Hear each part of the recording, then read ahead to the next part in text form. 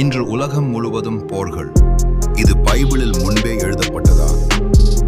மத்தேயு 24:6. யுத்தங்களையும் யுத்தங்களின் செய்திகளையும் கேள்விப்படுவீர்கள். கலங்காதபடி எச்சரிக்கையாயிருங்கள். இவைகளெல்லாம் சம்பவிக்க வேண்டியதே, ஆனாலும் முடிவு உடனே வராது. உலகத்தில் போர்கள் நடப்பது கடைசி காலத்தின் அடையாளங்களில் ஒன்று. மத்தேயு 24:7. ஜனத்துக்கு விரோதமாய் ஜனமும் ராஜ்யத்துக்கு விரோதமாய் ராஜ்யமும் எழும்பும். பஞ்சங்களும் கொள்ளை நோய்களும் பூமி அதிர்ச்சிகளும் பல இடங்களில் உண்டாகும். நாடுகள் ஒன்றுக்கு ஒன்று எதிராக போரிடும். லூக்கா 21:9.